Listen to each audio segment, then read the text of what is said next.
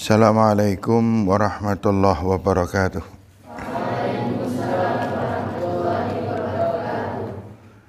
Innal hamdalillah nahmaduhu wa nasta'inuhu wa nastaghfiruh. Asyhadu an la ilaha illallah wahdah wa asyhadu anna Muhammadan abduhu wa rasuluhu la nabiyya ba'dah.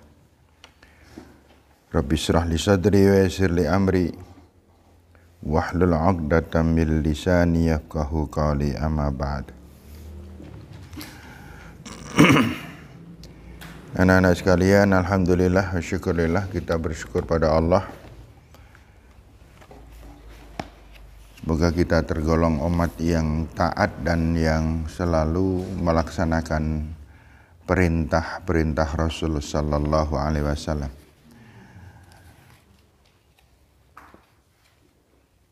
Mari kita buka kajian malam ini dengan membaca doa pembuka. Semoga. Bismillahirrahmanirrahim. Asyhadu an la ilaha illallah wa asyhadu anna Muhammadar Rasulullah. Raditu billahi rabba, Islami dina, nabiyya wa rasulah. Rabbi zidni ilma ni fahma, amin. Kita mempunyai 3 hafalan. Yang pertama adalah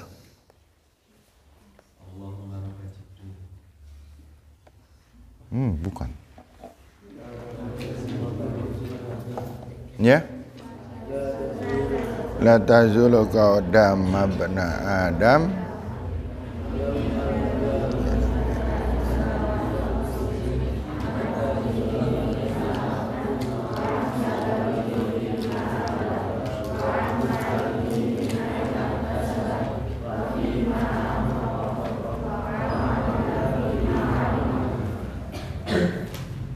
Yang kedua,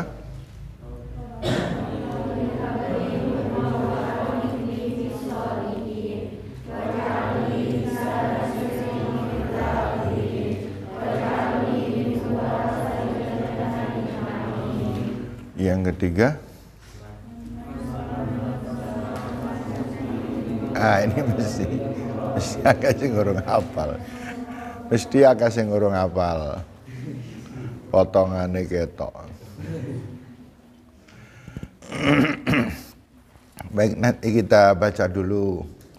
Yang pertama, kita baca bersama-sama. Ya, bismillahirrahmanirrahim. La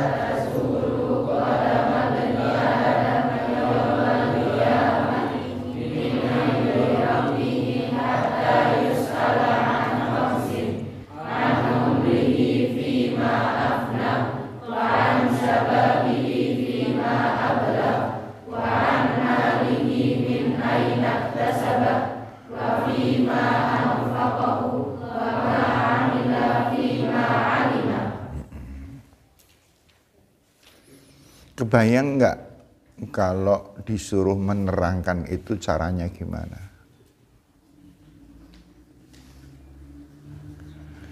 Jadi gini,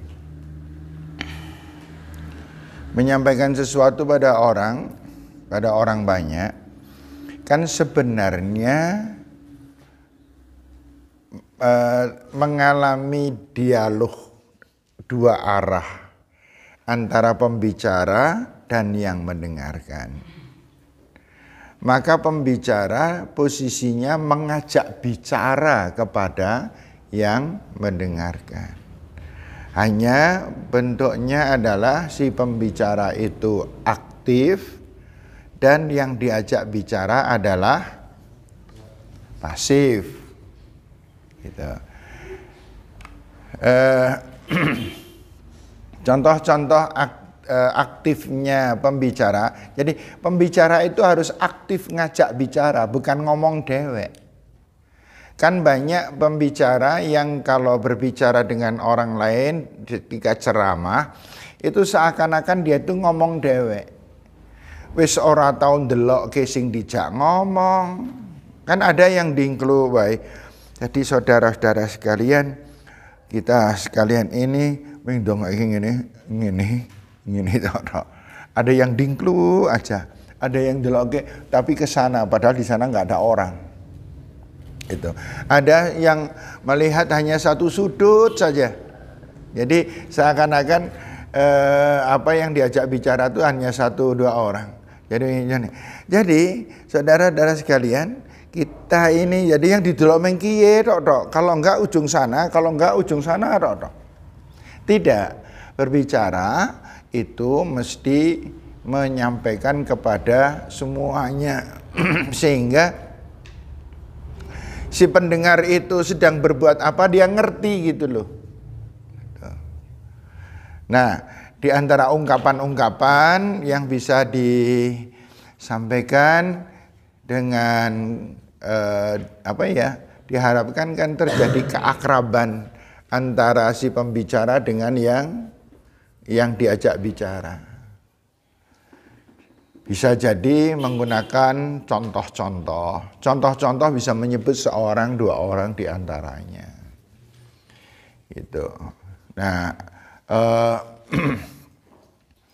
satu di antara yang sering disampaikan digunakan adalah misalnya gini, ungkapan begini.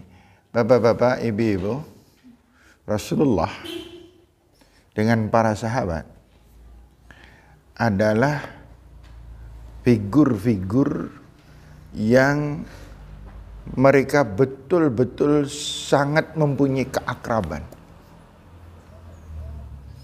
Sehingga ketika Rasulullah Shallallahu Alaihi Wasallam bersabda, itu semua orang selalu memperhatikan. Karena Rasul adalah orang yang sangat dekat dengan mereka. Dan para sahabat itu juga sangat dekat dengan Rasulullah Sallallahu Alaihi Wasallam. Pada satu hari Rasulullah Sallallahu Alaihi Wasallam bersabda, mengingatkan para sahabat, mengingatkan akan kedudukan dan masa depan para sahabat. Rasulullah Sallallahu Alaihi Wasallam kemudian bersabda, kemudian disampaikan, la tazulu qadama ba'nu Adam. Tidak akan bergeser, kata Rasul. Qadama ba'nu Adam. Kaki dari semua anak Adam. Yaumal qiyamah. Pada hari kiamat. Min indillah. Ketika mereka semuanya berhadapan dengan Allah Subhanahu wa ta'ala. Kenapa mereka tidak bergeser dari tempatnya? Karena mereka harus mempertanggungjawabkan 5. Hatta yus'ala an khamsin. Ini kan kesan bahwa si pembicara sangat menguasai kan. Gitu. Jadi bukan sekedar saudara sekalian, bapak-bapak dan ibu-ibu, Rasulullah sallallahu alaihi wasallam pernah bersabda, la tazulu qadama ibn Adam yaumal qiyamah min indillah hatta yus'ala an khamsin. Artinya kaku gitu. Tidak, arti itu langsung di dalam percakapan. Ini seperti yang tadi saya sampaikan tadi itu. Kemudian setelah ini, sebelum mereka mempertanggungjawabkan perkara 5, hatta yus'ala an khamsin, boleh sekedar diberi bunga biar lebih menarik. Para sahabat terkesima, para sahabat penasaran betul apa yang menyebabkan seseorang tidak bergeser dari tempatnya sebelum 5 itu. Apa 5 itu? Maka ketika Rasulullah SAW mengatakan, yang pertama adalah an umrihi fima afnah, tentang umurnya, tentang umur kita. Untuk apa saja kita gunakan? Tentang umur kita, adakah di antara kita yang berbuat maksiat? Adakah di antara kita yang beribadah? Adakah terus jadi diberi pengimbangan terus? Jadi itu bisa digunakan cara macam itu, atau 5-nya sebut dulu. Yaitu tentang 5. Yang pertama, an umrihi fima afnah wa an syababihi fima ablah wa ammalihi min aina iktasabah wa fima anfaqah wa ma amila lima alimah. Dan kemudian dijelaskan satu per satu. Satu hadis ini, kalau adik-adik bisa membahasnya dengan menarik, dengan kembangan yang baik, maka ini membutuhkan waktu kurang lebih 1/4 jam.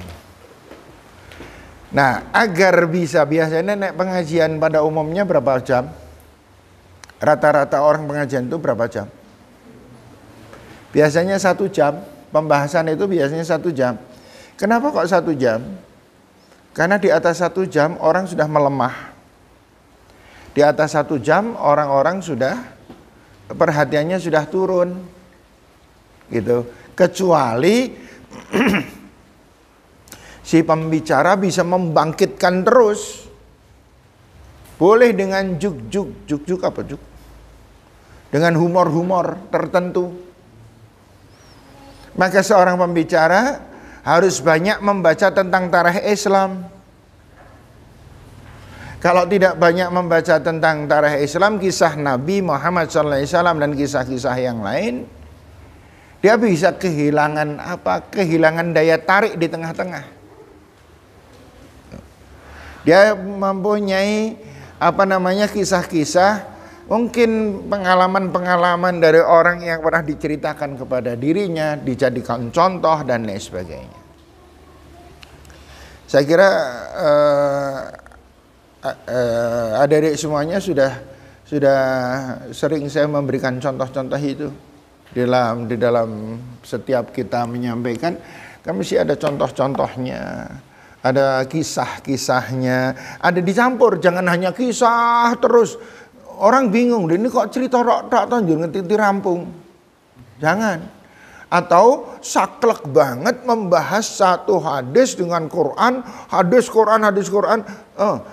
Tidak semua yang bergizi itu enak rasanya. Paham? Nah, bagaimana membuat satu bentuk materi bobotnya ada, tapi menyenangkan. Ini harus digali terus, karena apa? Ukuran keberhasilan kita kan seberapa orang lain memahami, dan kesuksesan kita seberapa orang lain melaksanakan. Nah, kalau sudah memahami dan melaksanakan, ini namanya keberhasilan. Apalagi kalau memahami, melaksanakan, bisa menularkan kepada orang lain. Itu paling sukses itu di dalam urusan tabligh. Makanya anak-anak sekalian, saya ini akhir-akhir ini memang saya agak jarang tapi kapan-kapan kita mesti praktek. Jangan takut, urusan praktek itu menyenangkan kok. Gitu. Ukurannya apa? Kalau nyenan pilih mana? Lebih baik salah atau lebih baik nggak pernah salah? Lebih baik salah. Karena lebih baik salah berarti mencoba. Tapi kalau nggak pernah salah, berarti tidak pernah mencoba. Orang tahu salah. Memang ada orang tidak pernah salah. Saya aja dulu ketika awal anak-anak zaman semene-mene itu. Dan saya on banget ya dulu. Dan ora iso saya itu sama sekali ora iso. Gitu. Saya dengan di sini yang paling nggak bisa bicara siapa? Yang aneh ya ini ya, memang ya. Orang itu nek pas ngobrol usah kemerucuk gitu. Tapi kalau udah disuruh di depan, suruh bicara bisa macet. Sebabnya apa? Sebabnya nggak ada tekanan. Kalau merasa tertekan, semakin tidak bisa. Maka orang yang paling mudah menyampaikan itu orang yang sudah bisa menyingkirkan tekanan. Menganggap bahwa orang lain itu sama aja. Mbak, jenengan kalau di sini teman sedang menyampaikan sesuatu, jenengan deg-degan enggak? Enggak deg-degan kan? Nah, itu harus difahami. Sing ngrungok kira deg-degan kok nyong deg-degan gitu.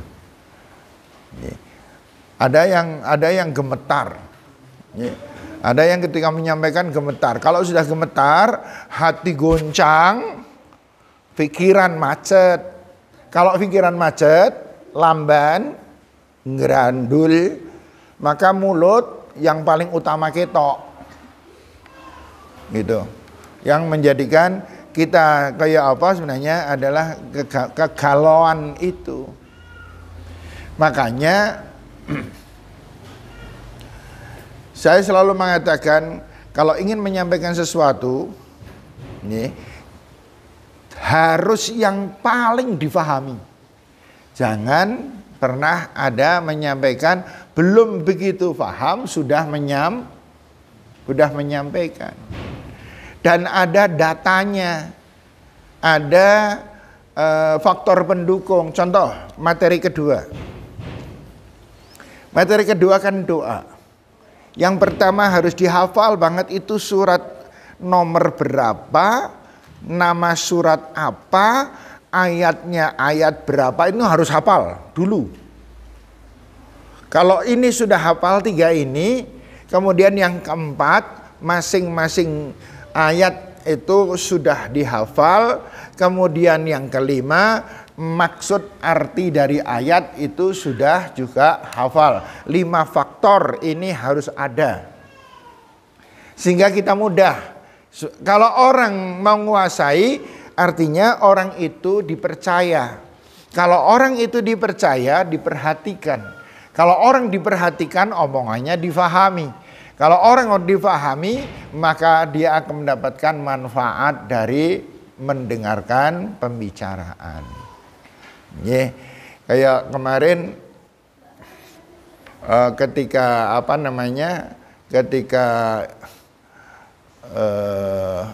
acara kemarin itu apa? IPM itu upgrading di di sini sebenarnya panjenengan sudah bisa menilai kan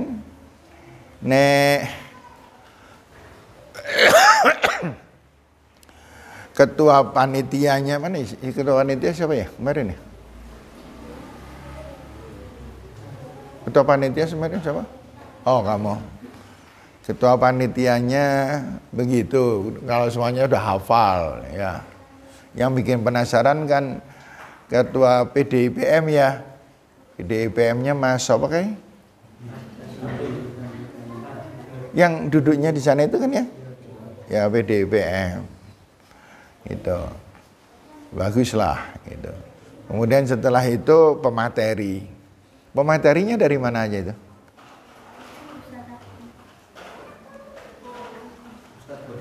Ya, Ustadz boarding SMP. Ya, itu dari situ bisa dipahami ini orang boleh menilai orang gitu. Namun jadi omong-omong gitu. Yang jelek kan menilai diomongno kaya awake luwih pinter kan gitu. Jangan. Kayak mau sing kayak materi kan orang genah-genah ya. Yang orang mudeng loh. Gitu. Dia ngomong ke melumpat. Dari urusan ini tiba-tiba urusan ini. Boleh menilai yang di batin saja. Kalau dikeluarkan, nanti kita menjadi orang yang tidak konsekuen. Awake dhewek urung ngerti kok mencela gitu. Nah, contoh sekarang materi yang kedua. Materi yang kedua adalah soal doa, kan. Panjenengan tahu kedudukan doa dalam agama Islam. Gitu. Difahami dulu bahwa semua perbuatan kita adalah doa. Perbuatan orang yang ikhlas itu mesti doa. Itu disampaikan. Bahwa dalam pembukaannya bisa disampaikan, bapak-bapak, ibu-ibu yang saya hormati, kalau kita mencermati ketika Allah Subhanahu wa taala mengajarkan kita supaya berdoa, maka kita bisa memahami bahwa doa itu lebih tinggi daripada sebuah perintah. Karena doa adalah keluar dari dalam, yang dia bukan sekedar melaksanakan, tetapi melaksanakan dan memohon dari Allah Subhanahu wa ta'ala. Contohnya misalnya, Rabbana hablana min azwajina wa dzurriyyatina qurrata a'yun waj'alna lil muttaqina imama. Pertanyaannya itu nanti dibentukkan pertanyaannya di antara yang yang berdoa adalah ibu, ini kan? Yang didoakan adalah suami. Kemudian yang didoakan adalah keturunan atau anak. Ada 3 orang di sini, Bapak dan Ibu. 1, ibu yang berdoa agar suaminya dan anak-anaknya selalu menjadi orang yang menyejukkan hati. Pertanyaannya, di antara 3 yang harus paling menyejukkan hati siapa? Ibu, anak, ibu, suami, atau anak? Saya ulang. Ibu berdoa, ya, Rabbana hablana, doa Allah berikan kepada kami. Ini, Rabbana hablana, berikan kepada kami, min azwajina, dari suami kami, wa dzurriyyatina, dan anak turun kami, qurrata a'yun, mereka semuanya selalu menyejukkan mata hati kami. Waj'alna lil muttaqina imama, dan jadikanlah kami itu siapa? Istri, suami, anak. Waj'alna lil muttaqina imama, dan jadikanlah kami seutama-utama orang yang bertakwa. Pertanyaannya, dari ibu yang berdoa, suami yang didoakan, anak yang didoakan, yang paling harus menjadi qurrata a'yun itu siapa? Siapa? Yang harus menjadi qurrata a'yun adalah ibu. Karena ibu yang meminta. Kan lucu banget. Ya kan? Ibu yang meminta supaya suami menjadi orang yang apian banget, lemah lembut, nyenengke. Anak juga apian, taat, berbakti, nyenengke. Yang berdoa siapa? Ibu. Tapi ibu sendiri malahan galake ra umum. Nggih, senenge nyentak.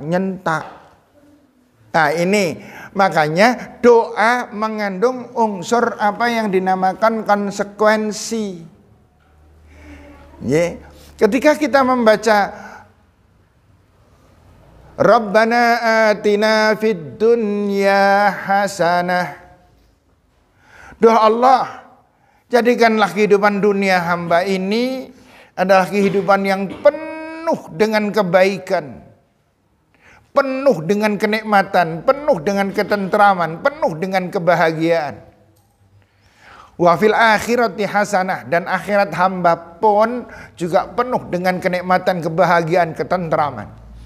wa qina adzabannar, dan hindarkan kami dari api neraka. Nah sekarang orang kalau sudah berdoa terus ngopo?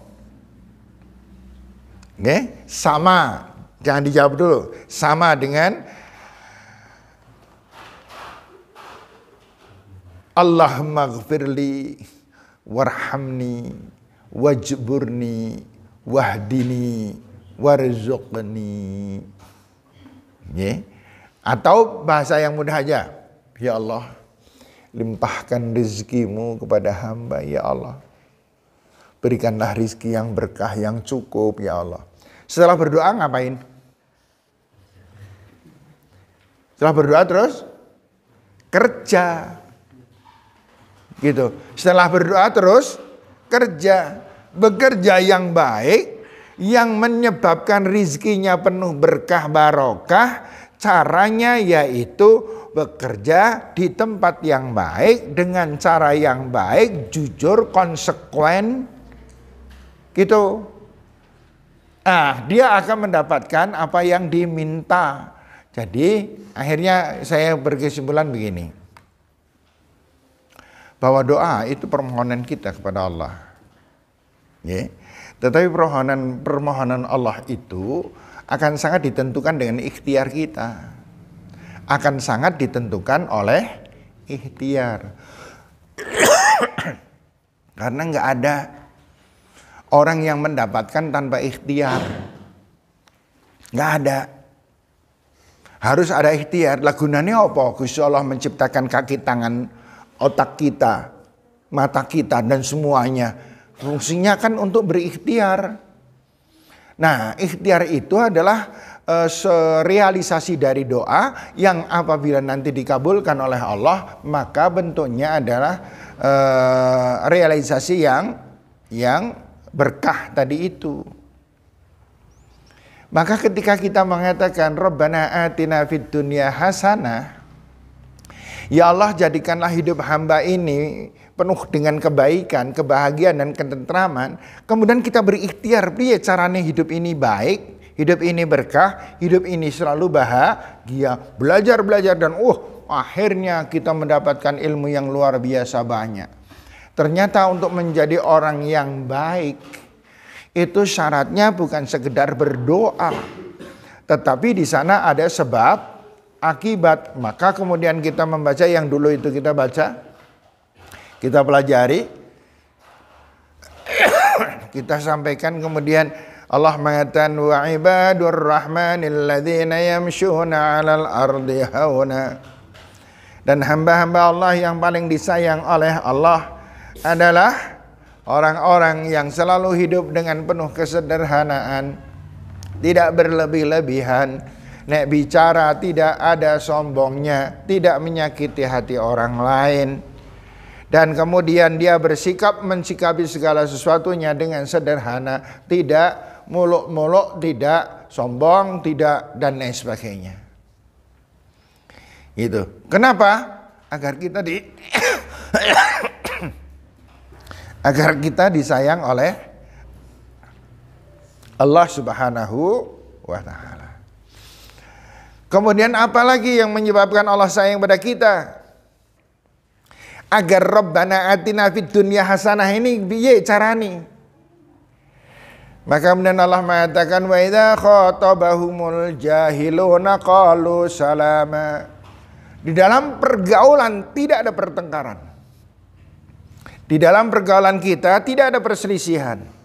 Tidak ada benci-membenci. Tidak ada dengki. Tidak ada hasad. Tidak ada fitnah. Tidak ada tuduh-menuduh. Semuanya dalam keadaan husnudzon terhadap orang lain. Kalau ini bisa terlaksana, hidup kita nyaman, hidup kita tentram, kita amanah, nek nyelih ballpoint balik ke.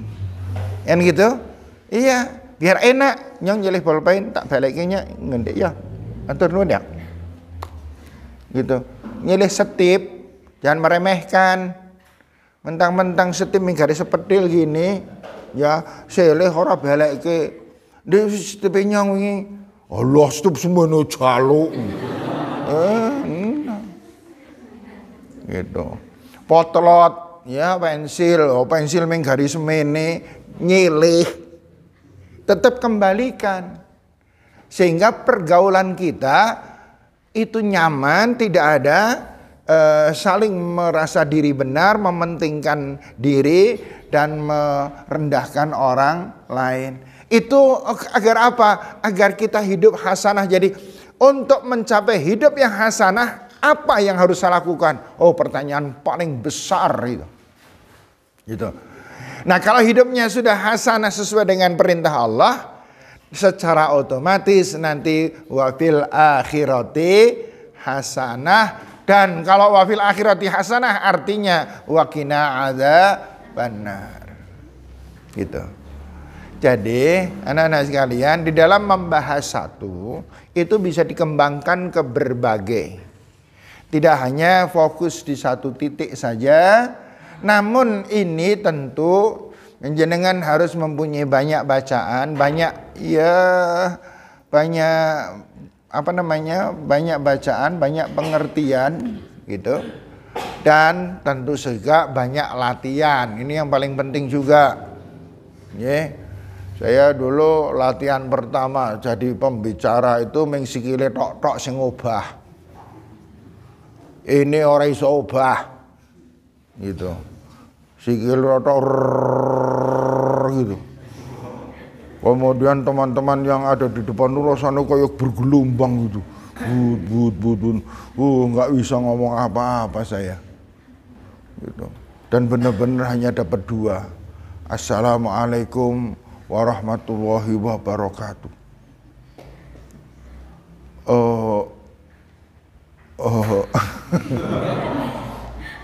Sikile ndrodok begitu. Kemudian kan kalau di pondok saya dulu dikeploki. Yang satu ruang itu orang 70. Teman dari 70 terdiri dari kelas 1, 2, 3, 4, 5. 70. Dan dalam pondok itu dulu ada anak putra itu ada 8 atau 9 kelompok. Masing-masing 70. Itu saya anak laki-laki semuanya. Anak laki-laki itu kan lebih sadis, nek keplok lebih seru. Begitu dikeploki saya pet-petan karu-karuan itu saya orang genah-genah. Hanya semeneng aja. Nggak bisa berbuat apapun. Padahal teks itu tadinya kan nggak boleh pakai teks waktu itu. Saya pikir pakai teks pun percuma, mripate mesura ora kok. Gitu. Akhirnya dikeploki lagi, saya nyuruh akhirnya menyerah. Wis rono keplok ping 3. Setelah itu dikeploki ping 3 baru wassalamualaikum warahmatullahi wabarakatuh. Terus saya pergi. Habis itu ketakutan betul saya kalau disuruh gitu itu. Tapi kemudian ya ibaratnya Ibnu Hajar ya. Ibnu Hajar disebut Ibnu Hajar itu kan karena dia tuh naik Ibnun itu anak, Hajar itu batu, anake watu. Jadi Ibnu Hajar itu nyantri di sebuah pesantren.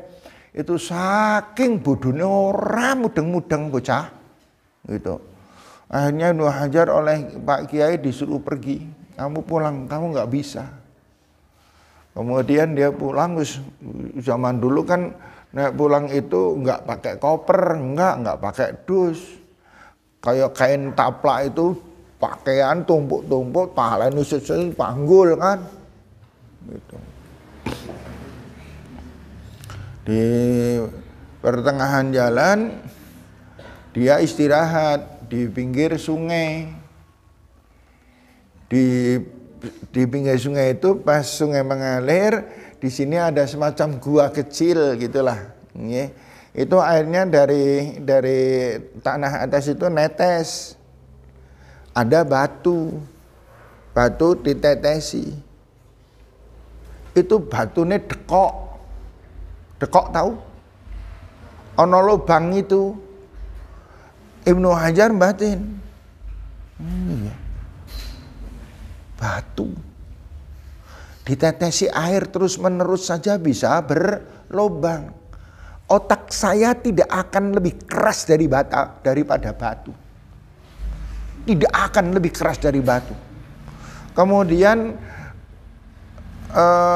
beliau ngangkat bebannya lagi itu, pakaiannya itu, balik ke tempat pesantren lagi. Dia mau belajar, tetapi jangan dianggap jadi santri.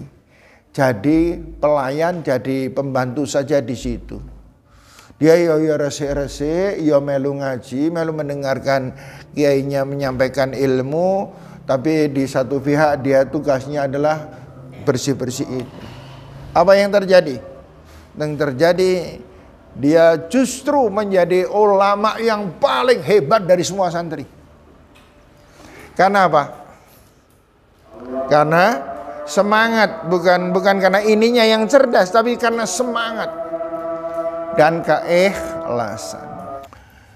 Gitu ya anak-anak sekalian. Saya sebenarnya terlalu berat untuk menyampaikan materi ini. Materi kupasan semacam ini berat buat saya. Kondisi badan saya ternyata belum fit. Tak pikir tadi kalau menyampaikan kemudian jadi seger, enak. Tapi malahan saya rotok buntu tadi. Karena belum sehat benar ternyata saya itu. Namun saya harus terus beraktivitas sebisa-bisa saya. Sebab kalau sampai saya ambruk itu kan medeni itu. Iya. Kalau saya ambruk kan ya banyak kasihan istri saya gitulah kira-kira. Saya kira cukup sekian anak-anak semuanya. Kita lanjutkan semoga besok. Di Ramadan saya nggak punya kegiatan ya dengan semuanya ya. Paling anak putri hari Ahad ya, anak putri ya. Kan kajian di musola hari Ahad dirubah. Iya. Jam 9 sampai jam 10 pagi. Semoga tidak ada tabrakan dengan acara anak-anak. Dan kalau bersama-sama yang paling banyak adalah di sholat taraweh. Ya, sholat taraweh. Saya mungkin di sholat taraweh sedikit ngimami. Ya, saya sedikit ngimami, nanti yang banyak ngimami siapa? Saya enggak apa-apa, kultum saya enggak apa-apa, tapi ngimami mungkin yang lain gitu. Kalau memungkinkan. Kalau banyak yang nggak mau ya kepeksa meneh lah. Gitu.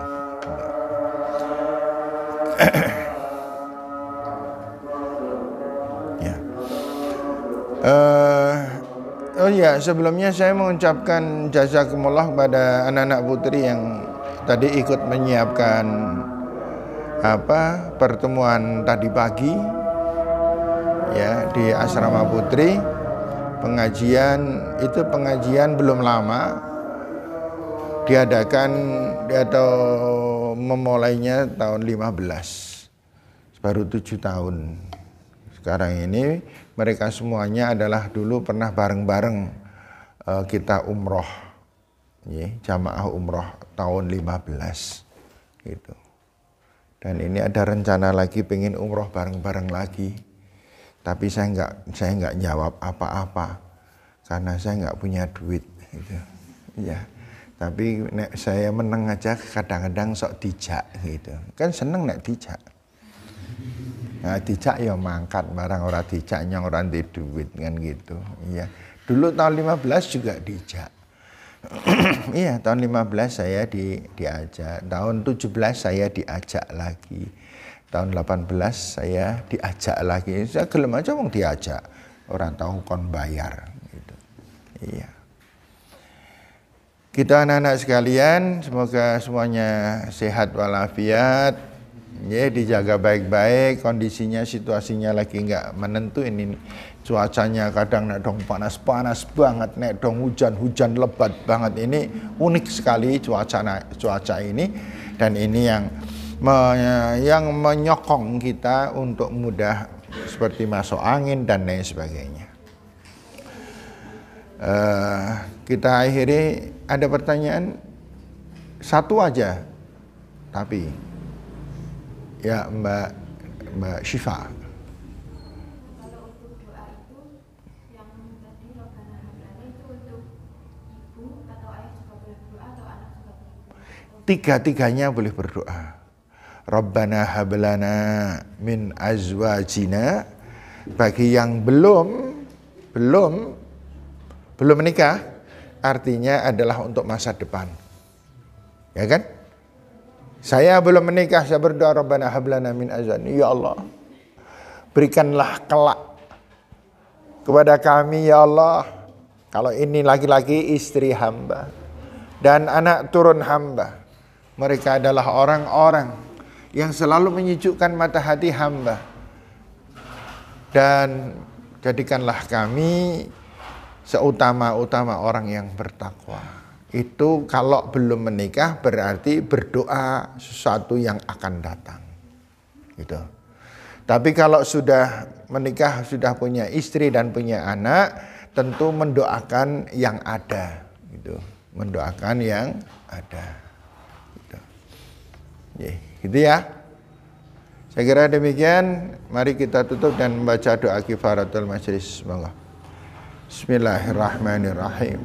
Subhanakallahumma wa bihamdika asyhadu an la ilaha illa anta astaghfiruka wa atubu ilaik. Alhamdulillahirabbil alamin. Mohon maaf. Assalamualaikum warahmatullahi wabarakatuh.